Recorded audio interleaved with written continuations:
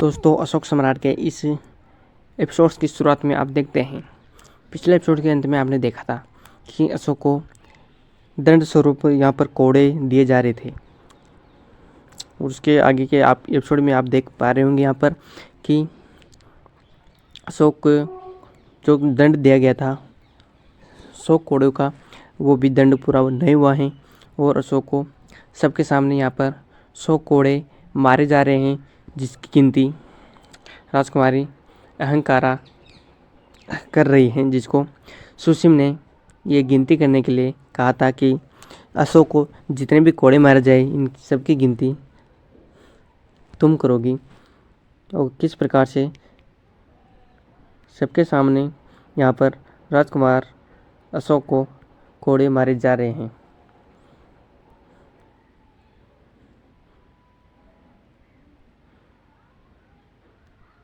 और राजकुमार सुसीम को बहुत ही गुस्सा होता है और वो सोचता है कि अब मेरा बदला पूरा होगा।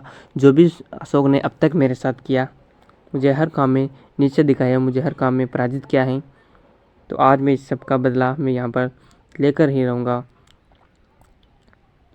और राजकुमारी अहंकारा भी ये सब देख कर के रोती हैं। वो बहुत दुखी होती हैं, जो कि अशोक को यहाँ पर सबके सामने कोड़ दे रहे होते हैं।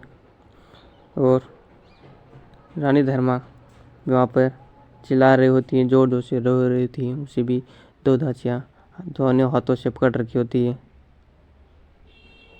और अशोक की हालत कोड़े की मार से बहुत ही ख़राब हो जाती है। और इतने में ही राजकुमारी अहंकारा कहते हैं कि 100 कोड़े पूरे हो गए हैं। ये सुनकर के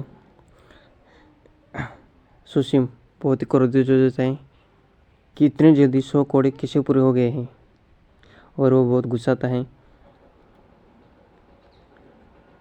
और वो गुस्से में पिलर को लात मार देते हैं, जिससे पिलर गिर जाता है और अशोक की हालत बहुत ही ख़राब हो जाती है। और अशोक को जब खोला जाता है तो खोलते ही वो धड़ाक से ज़मीन पर गिर जाता है कि हालत वो बिल्कुल बेहोश हो जाता है। बेहोश की हालत में जैसे वह नीचे गिरता है, उसकी माँ भी ज़ोर से चिल्लाने लग जाती है और अशोक अशोक करके चिल्लाती है कि अशोक। और राजकुमारी हेलेना भी बहुत दुखी होती है। और जैसे ही राधा गुप्त राजकुमार अशोक को उठाने के लिए जाते हैं, सुसीम उन्हें रोक लेते हैं और कहते हैं कि इन्हें उच्च कोटि का उपचार प्रदान किया जाएगा। फिर 2 सैनिक राजकुमार अशोक को उठाते हैं और राजकुमार अशोक से चला भी नहीं जाता है। इतना कोड़े खाने के बाद भी उनकी दशा बहुत ही ख़राब हो जाती है और उनके पूरे शरीर पर लहू लहू निकल रहा होता है और वो चल भी नहीं पा रहा होता है। ये सब वहाँ उपस्थित सभी लोग देख रहे होते हैं। और फिर राजकुमार अशोक को उपचार करने के लिए अंदर ले जाया जाता है और रानी धर्मा भी रो रो करके अपना बुरा हाल कर लेती हैं। और रानी धर्मा फिर भागते हुए अशोक के पास में जाती हैं, जहाँ पर अशोक को उपचार के लिए ले जाया गया था। और अशोक को यहाँ पर होश आ जाता है और वो दर्द से रोता है। और फिर रानी धर्मा कहते हैं कि क्यों पुत्र, आपने ऐसा क्यों किया।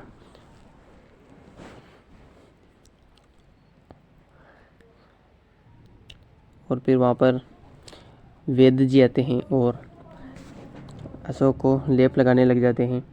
और जैसे लेप लगाते हैं, अशोक जोर जोर से चिल्लाता है कि माँ, मुझे बहुत दर्द हो रहा है।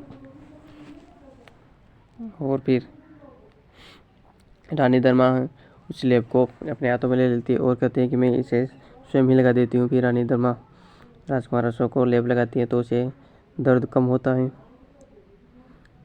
और सभी लोग वहाँ से चले जाते हैं। रानी धर्मा ही यहाँ पर रहती हैं, अशोक को लेप लगा रही होती है।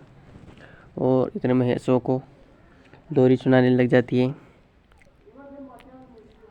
जो उसे बचपन में सुनाया करती थी। वो लोरी यहाँ पर भी सुनाती है। और वो लोरी सुन करके अशोक को बिल्कुल भी मानो जैसे दर्द नहीं होता है। और अशोक और रानी धर्मा को उनकी जो बचपन की यादें थी वो सभी उनकी याद आती है, जैसे वो रानी धर्मा अशोक को लोरी सुना रही होती है, जैसा कि आप देख पा रहे होंगे यहाँ पर।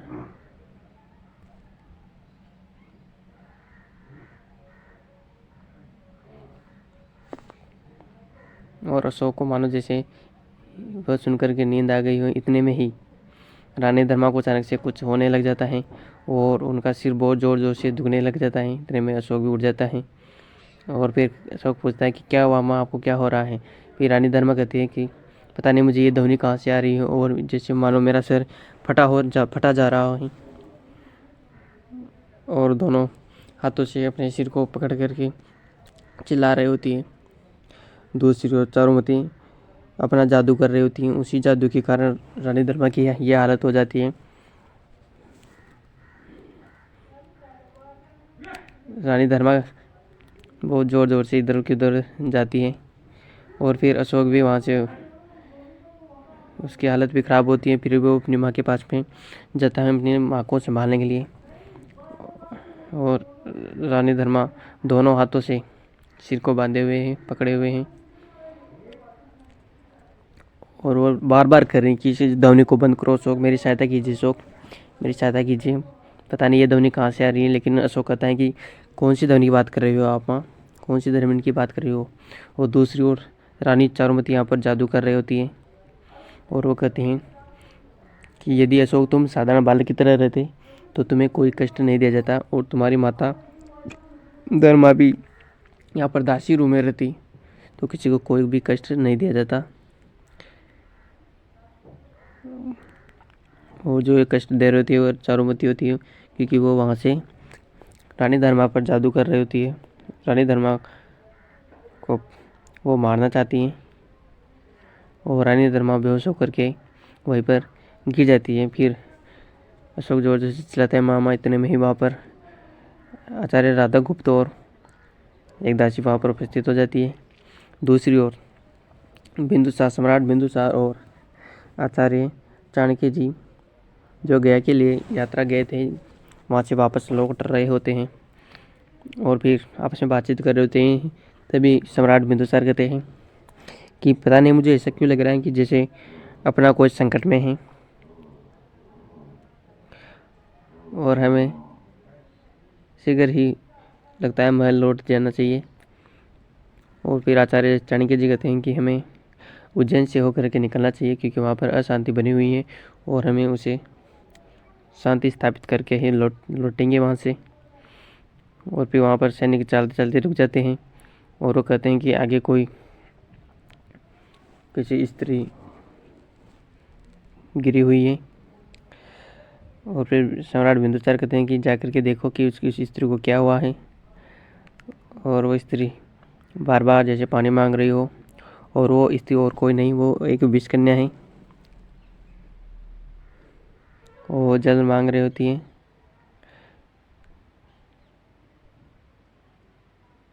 और फिर सम्राट बिंदुसार उनसे पूछते हैं कि आप कौन हैं और यहाँ पर आप इस अवस्था में कैसे हैं। और फिर वो स्त्री बताती हैं कि हमारा जो एक समूह है जो इधर उज्जैन की तरफ गया है और मैं उनसे पिछड़ कर के पीछे रह गई हूँ, यहीं पर रह गई हूँ। मेरे पिताजी ये सब आगे निकल गए हैं और इसलिए मेरा आग्रह है कि आप मुझे उज्जैन तक अपने साथ में स्थान दें। और फिर बिंदुसार कहते हैं कि इस स्त्री को भी हमारे साथ में उज्जैन तक लिया जाए और उस स्त्री को फिर रथ में बैठा दिया जाता है। फिर आचार्य चाणक्य और सम्राट बिंदुसार आपस में बतलाते हैं। फिर आचार्य चाणक्य जी कहते हैं कि ये कोई सहयोग बस हो सकता है क्या,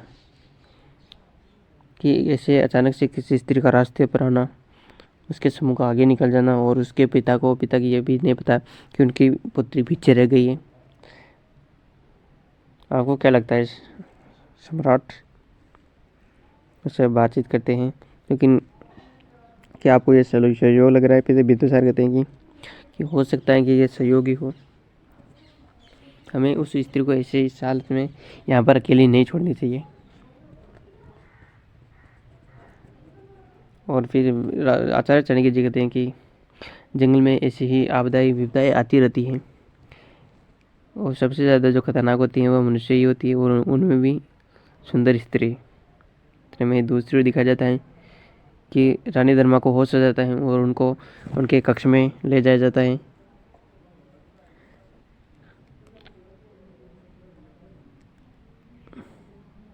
और फिर वहाँ पर भी वेद जी होते हैं। फिर आचार्य राधागुप्त वेद जी से कहते हैं कि इनको क्या तकलीफ हो रही थी, इनको कौन सी बीमारी हो रही थी। फिर वेद जी कहते हैं कि इनको कोई भी बीमारी नहीं है, और ये तो सिर्फ रानी धर्मा ही बता सकती है कि उनके साथ क्या हुआ था। फिर रानी धर्मा कहते हैं कि मुझे कुछ अचानक से आवाज़ें आ रही थी जिससे मैं बहुत परेशान हो रही थी,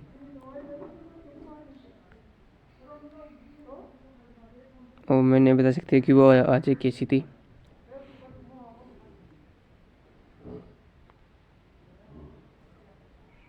इस प्रकार से सभी लोग वहाँ पर उपस्थित रहते हैं।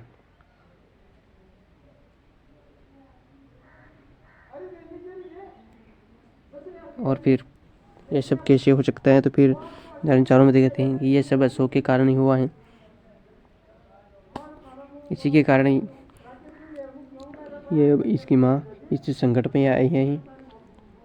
इसको अपनी माँ की बिल्कुल भी चिंता नहीं है, इसे केवल सिंहासन का लाभ है, और उसके मुँह में ये अपनी माँ की भी चिंता नहीं कर रहा है।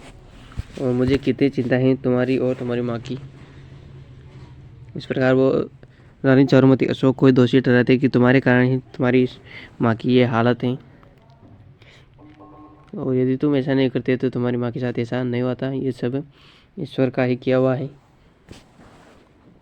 और ईश्वर ही उस दंड स्वरूप आपको ये दे रहा है।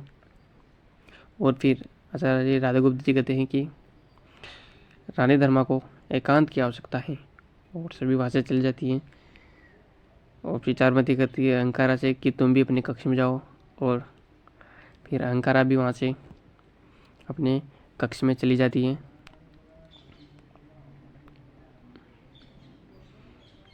और सिर्फ रानी धर्मा और अशोक और एक दासी ही वहाँ पर कक्ष में रह जाती हैं।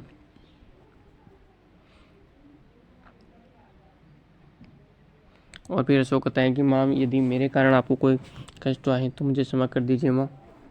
और फिर रानी धर्मा कहती है कि आप तो मेरे अशोक हो, मुझे शोक से मुक्त करने वाले हो, आपके कारण मुझे बड़ा क्या तकलीफ हो सकती है।